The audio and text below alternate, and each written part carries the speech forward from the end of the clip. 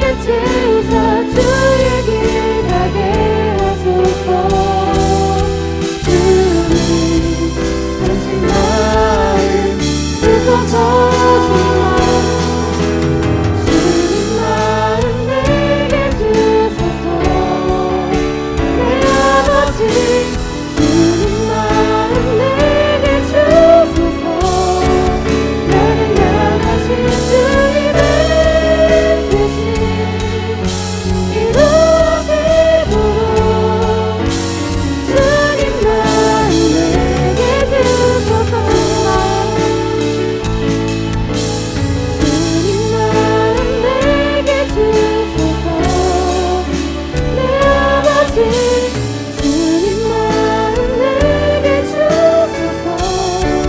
나를 향하신 주님의 뜻을 이루심으로 주님 마음 내게 주소서. 소리로만 고백하겠습니다. 주님 마음 내게 주소서. 내 아버지 주님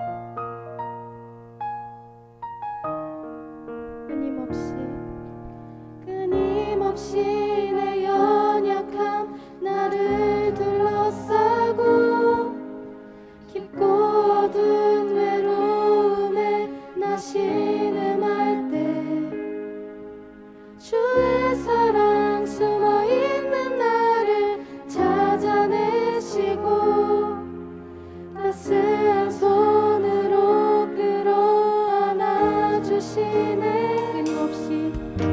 끊임없이 내 연약한 나를 둘러싸고 깊고 어두운 외로움에 나 신음할 때 주의 사랑 숨어있는 나를 찾아내시고 따스한 손으로 끌어안아 주시네.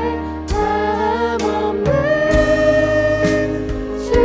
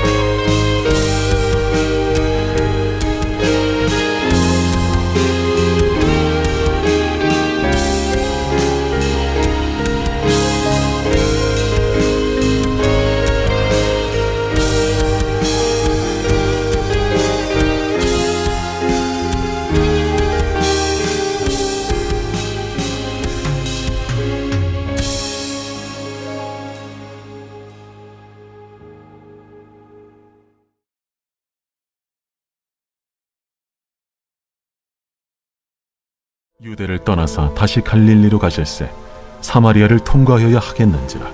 사마리아에 있는 수가라는 동네에 이르시니 야곱이 그 아들 요셉에게 준 땅이 가깝고 거기 또 야곱의 우물이 있더라. 예수께서 길 가시다가 피곤하여 우물 곁에 그대로 앉으시니 때가 6시쯤 되었더라. 사마리아 여자 한 사람이 물을 기르러 왔음에 예수께서 물을 좀 달라. 이는 제자들이 먹을 것을 사러 그 동네에 들어갔음이라. 사마리아 여자가 이르되 당신은 유대인으로서 어찌하여 사마리아 여자인 나에게 물을 달라 하나이까? 이는 유대인이 사마리아인과 상종하지 아니함이로라. 네가 만일 하나님의 선물과 또 내게 물 좀 달라 하는 이가 누구인 줄 알았더라면 네가 그에게 구하였을 것이요 그가 생수를 내게 주었으리라. 주여, 물 기를 그릇도 없고 이 우물은 깊은데 어디서 당신이 그 생수를 얻겠사옵나이까? 우리 조상 야곱이 이 우물을 우리에게 주셨고 또 여기서 자기와 자기 아들들과 짐승이 다 마셨는데 당신이 야곱보다 더 크니이까? 이 물을 마시는 자마다 다시 목마르려니와 내가 주는 물을 마시는 자는 영원히 목마르지 아니하리니 내가 주는 물은 그 속에서 영생하도록 솟아나는 샘물이 되리라. 주여, 그런 물을 내게 주사 목마르지도 않고 또 여기 물 기르러 오지도 않게 하옵소서. 가서 내 남편을 불러오라. 나는 남편이 없나이다. 내가 남편이 없다는 말이 옳도다. 너에게 남편 5이 있었고 지금 있는 자도 네 남편이 아니니 네 말이 참되도다. 주여, 내가 보니 선지자로소이다. 우리 조상들은 이 산에서 예배하였는데 당신들의 말은 예배할 곳이 예루살렘에 있다 하더이다. 여자여, 내 말을 믿으라. 이 산에서도 말고 예루살렘에서도 말고 너희가 아버지께 예배할 때가 이르리라. 너희는 알지 못하는 것을 예배하고 우리는 아는 것을 예배하노니 이는 구원이 유대인에게서 남이라. 아버지께 참되게 예배하는 자들은 영과 진리로 예배할 때가 오나니 곧 이때라. 아버지께서는 자기에게 이렇게 예배하는 자들을 찾으시느니라. 하나님은 영이시니 예배하는 자가 영과 진리로 예배할지니라.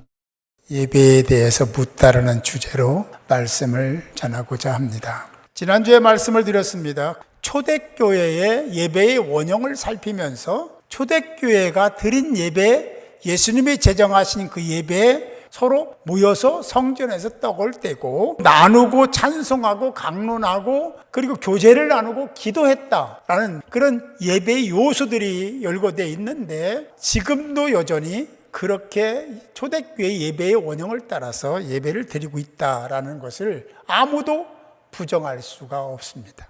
예배는 하나님께 드리는 제사입니다. 제사의 뜻은 존경과 경외, 감사, 그런 마음으로 드리는 예물, 그리고 하나님과의 교제, 경외, 경배의 뜻을 가지고 있습니다. 에클레시아를 얘기했습니다. 앞에서 교회라는 에클레시아의 또 다른 의미 하나는 불러내다라는 뜻이 있습니다. 불러내다. 어디로 불러냅니까? 날마다 성전에 모이기를 힘썼다. 성전에 불러낸 거죠.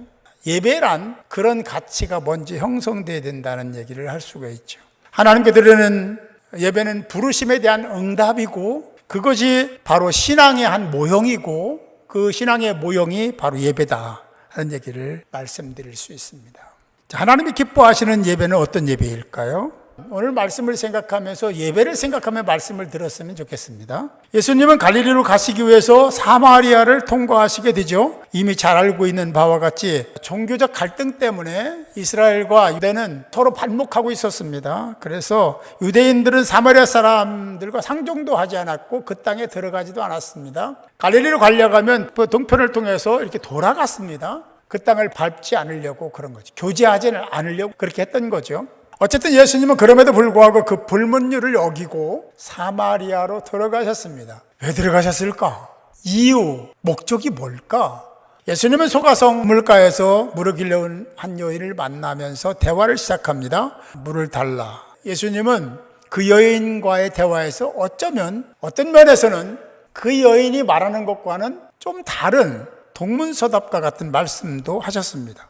읽진 않았으면 10절에 보니까 예수님께서 대답하여 이르시되 내가 만일 하나님의 선물과 또 내게 물 좀 달라 하는 이가 누구인 줄 알았더라면 내가 그에게 구하였을 것이요 그가 생수를 내게 주었으리라 라고 말씀했습니다. 여인이 생각하는 분야가 아니죠. 그러나 예수님은 그렇게 여인에게 말씀하셨다는 거죠. 하나님의 선물은 생수입니다. 생수는 성령을 의미하죠. 즉 영원한 생명을 말씀하신 것인데 구약에서 생수는 하나님의 선물, 하나님의 말씀, 그리고 하나님의 지혜로 묘사가 되고 있습니다. 잠언에 보면 예레미야에서도 에스겔에서도 그렇게 말씀하고 있습니다. 예수님이 이 땅에 오신 본질적인 목적이 뭡니까? 요한복음 3장에 보면 그를 믿는 자마다 영생을 얻게 하려 하심이라. 이것이 본질적인 목적임을 믿으시기 바랍니다. 예수님이 이 땅에 오셨어요. 그를 믿는 자마다 영생을 얻게 하시려는 목적 때문에 예수님이 이 땅에 오신 줄 믿습니다. 사마리아 여인은 사실 예수님과 대화하기 이전에 영적으로 완전히 무지한 자였습니다. 그래서 자신이 알고 있는 것으로 질문을 했고 그래서 야곱 이야기도 꺼낸 겁니다. 물론 조상이니까 그 나라 역사니까 알죠. 인본적이며 종교적인 관점에서 문제를 제시했습니다. 예배도 그런 거죠. 그렇게 접근한 거죠.